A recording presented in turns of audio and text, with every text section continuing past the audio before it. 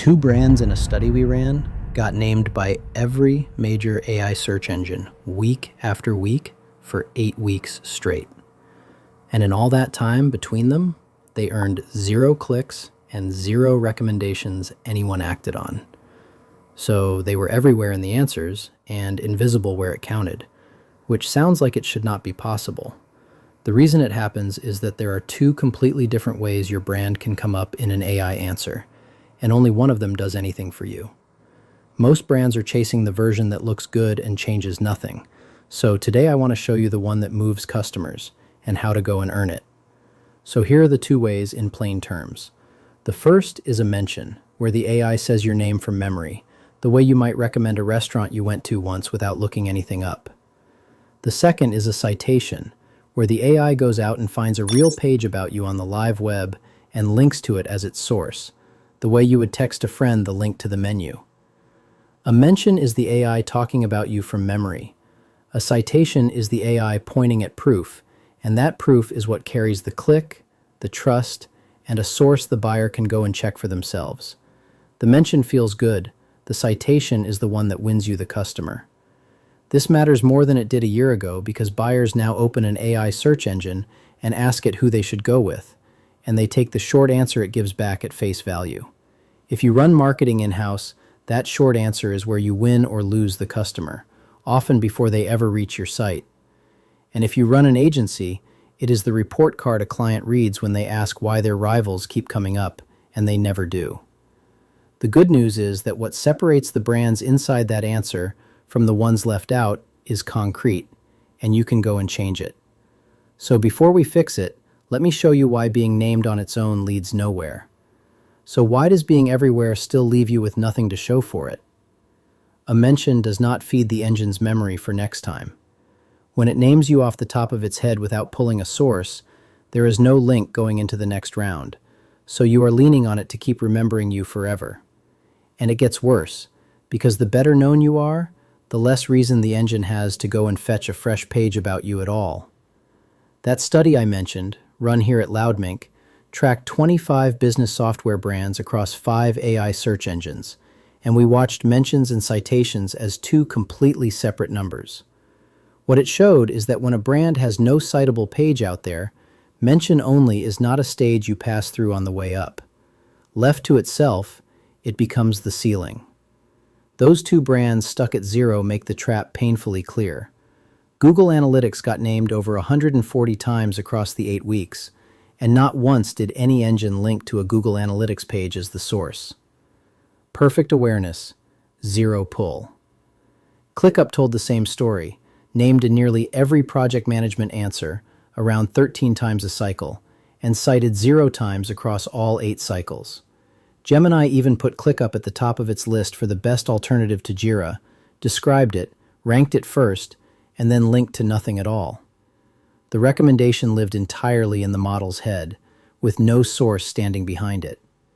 Now hold that against the brands that did get cited.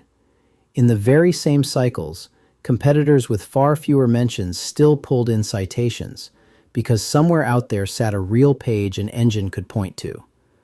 So you can be the most talked about name in your whole category and still lose the recommendation to a smaller rival who has 1 solid comparison page or 1 strong thread working for them. A quick glance makes it look like you are showing up when you are the footnote and they are the answer the reader clicks. That is the real cost of living on mentions alone. So where do these citations come from and why are they so hard to win? The first thing to sit with is that these engines do not read the whole internet when they answer you. They lean on a narrow shelf of places they already trust, mostly Wikipedia, Reddit, and a handful of big mainstream sites. In one of our studies, the top 15 sites soaked up about 68% of everything the major engines cited, which leaves every other site on the web fighting over what is left. And across all of those answers, around 85% of the time a brand comes up, it is riding in on someone else's page rather than its own website. Even when an engine does link to a brand's own site, it stays rare. ChatGPT does it about a quarter of the time, and Gemini closer to 1 in 7. So the footprint you need lives mostly off your own domain, out on the pages the engine already believes. So let me show you a brand that wins this, because the pattern is copyable. In that same study, a brand called Amplitude earned 13 citations in a single cycle, the most of anyone we tracked. And when we broke down where those citations came from, it fell into 3 clean layers. Roughly a third came from comparison pages on Amplitude's own site, a fifth came from big review sites like G2, and the rest came from independent articles that other people had written. No single channel carried it. The 3 layers were all feeding the engines at once. So, if you want a template for what a citable footprint looks like, that 3-layer mix is the whole picture. So let me turn that into moves you can make, starting with your own domain. The cited brands almost all publish comparison pages, the best tools for a job, the best alternatives to some big incumbent, and they write them to be useful instead of a sales pitch. Start by writing the one for the query where you already get mentioned, because you know the engine is already listening there. And one move is worth stealing outright, since often the reason a competitor beats you is that they published a page titled "The Best Alternatives to Your Brand," naming you on purpose. The engine pulls that page in, and your own name ends up earning them the citation. So you write your own honest version, you include them fairly, and you put yourself back into the comparison the engine reaches for. The second layer is the places that gather up opinion, the review sites and the roundups. Get your profile complete and your reviews flowing on the sites buyers in your category check, because the tools an AI recommends tend to carry a lot more reviews than the ones it skips over. Then go after the best of lists in your space, since those roundups carry the heaviest weight of all, somewhere around 40% of what tips ChatGPT toward one pick over another. And the third layer is the community, mainly Reddit, which on its own sits behind about 1 in 5 of the sources that Google's AI answers cite. Show up in the threads your buyers already read, answer the question like a person who knows the topic, and bring up your product only where it fits the question being asked. Whichever layer you are working on, the page itself has to be easy to lift. The engine does not read your whole article and then judge it. It matches the question to one section and asks whether that single piece answers it on its own. So put the answer in the very first line. Keep each section able to stand alone, and a page built that way is around 4 times more likely to get pulled into an answer. Keep it current too, because these engines lean toward fresh material and quietly drop anything that has been sitting untouched for a year. None of this needs a budget. It needs the page to be shaped the way the engine reads. Before the example, let me wave you off 2 shortcuts that look tempting and go nowhere. The first is trying to buy your way in, paying for links or sponsored mentions, because the engines lean on what reads as independent opinion and quietly discount anything that smells paid. Real awards and honest reviews still count for a lot, but an engine can tell the difference between a review you earned and a badge you paid for. The second shortcut is spraying your brand across Reddit with copy-paste plugs, which gets you downvoted and ignored, since the engines pull the upvoted comments that help and skip the adverts. So the work that pays off is the slow kind, earning a real place in the sources people already trust. There is no way around being useful, which is annoying and also the entire point. Let me make all of this concrete with one example.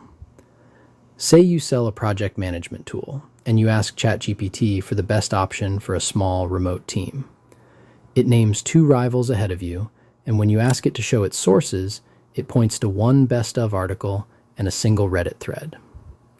Now you know the exact 2 pages standing between you and that recommendation, the roundup you are missing from, and the thread where nobody brought you up.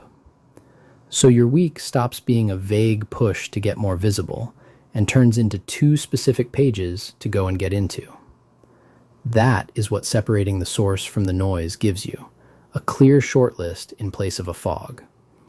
Now the part most people skip, which is measuring the right thing. The common mistake is rolling everything into one visibility number, so a brand with loads of mentions and no citations looks healthy while it is quietly stuck. So track them as 2 separate numbers, your mentions on one side standing for awareness, and your citations on the other standing for real pull. Take the handful of questions a buyer would type, run them through each engine on a regular beat, and write down both whether you appear and which exact source the engine leaned on. This is the core of what Loudmink does, watching the engines for you and showing which sources each one pulls, so you can see the gap without logging it all by hand. You can run the whole thing in a spreadsheet, though. The discipline matters far more than the tool. Let me make the tracking concrete too, because vague good intentions never survive a busy week. Open a plain spreadsheet with one row for each buyer question and one column for each engine you care about. Every time you run a question, mark whether your brand showed up and paste in the single source the engine leaned on to build its answer. After a couple of rounds, the pattern jumps out at you. The same small set of pages feeding answer after answer, with your name either sitting in them or missing. That sheet quietly turns into your to-do list, because every source where a rival shows up and you do not is one specific page to go and earn. It is the least glamorous part of the whole thing, and it is the part that tells you whether any of the rest is working. One more habit makes all of this pay off, and it costs a few minutes a month. After you make a move, getting into a roundup or adding a real answer in a thread, wait a couple of weeks and run those same questions again. You are watching for two things: whether your name starts appearing and whether the source behind the answer starts shifting toward your pages. The source changing hands is the early signal, because the recommendation tends to follow the source by a cycle or two, never the other way around. So treat it as a loop you run every month or so, since the web underneath these answers keeps moving while you are not looking. So the difference between being mentioned and being cited comes down to one thing: whether there is a page out on the web the engine can stand behind when it talks about you. Build that footprint across your own comparison pages, the review sites, and the communities. Shape each page so it is easy to quote, and track your mentions and your citations as the two separate numbers they are. Being named can feel like the finish line, and it is closer to the starting line, because the work begins the moment you go and earn the sources. And if you would rather not map it all by hand, head to loudmink.ai and run the free scan. It will show you what the engines say about you and which sources they pull, and the agents can draft the third-party content for you to approve. Give it a real month of building those sources, and you will watch yourself move from a name the engine mentions to the brand it cites.